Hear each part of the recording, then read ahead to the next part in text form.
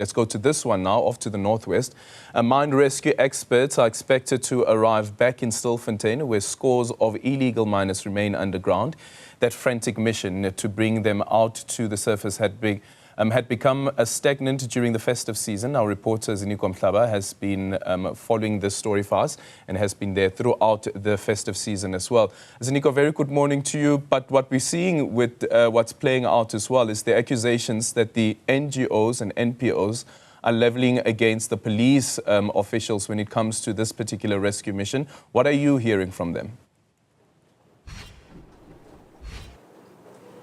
Good morning, Aldred. That's exactly the issue that has been raised by some of the civil society organizations, but also the aid organizations who have been actually responsible for providing food and other necessities to the illegal miners underground. But also, they've been the same organizations which are really mobilizing community activists and community volunteers when it comes to the rescue operation. So they've been saying that there have been several encounters at the scene or at shaft number 11, where you will hear a very, very condensating language being used against the volunteers.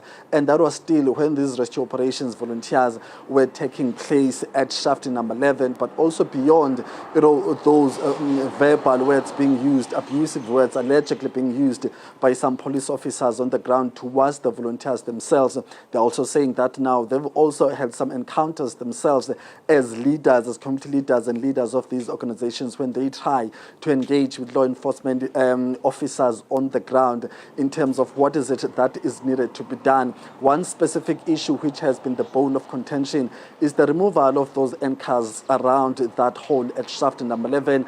They are alleging that they had communicated with the leadership at shaft level in terms of ensuring that those anchors surrounding that hole are not removed when that grader had visited the site to clear it. So they did say that they informed police officers that they must advise the grader not to remove or to clear those anchors, because those are the anchors which are holding on to the rope when community volunteers are rescuing people. But according to them, surprisingly, those anchors were removed. And when they questioned or when they asked police officers what was happening, because those anchors are very crucial in terms of rescue operations, they were given a bad attitude. So that has been an issue that has been raised by these community activists, but also the volunteers themselves when we spoke to them at Kuma about a week ago. But that sentiment is still shared by the leaders themselves to this day. And of course, as far as police officers are concerned, they've been consistent in saying that, well, they have the responsibility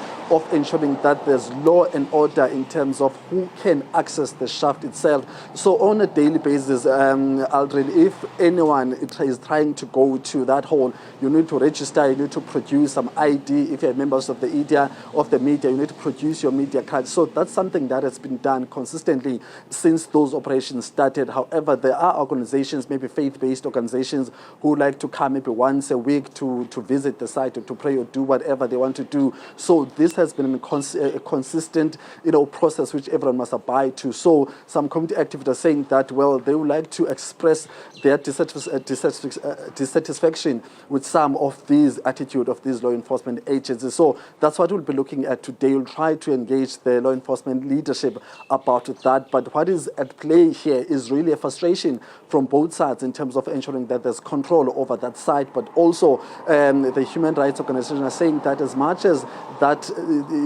is important, they also respect the process, the legal process, and the important role of law enforcement agencies in terms of ensuring that there's control and order of the site. But they must not be frustrated. They must be allowed to provide the necessities to those illegal miners underground. But also, there's still that confusion and that big question in terms of when will the rescue operations really resume? When will the experts arrive at the scene? Because they are saying that time is not on their side, whether you are government, whether you are a law enforcement agency, whether you are an NGO trying to assist those underground. There's still no clarity as far as that is concerned up until this day.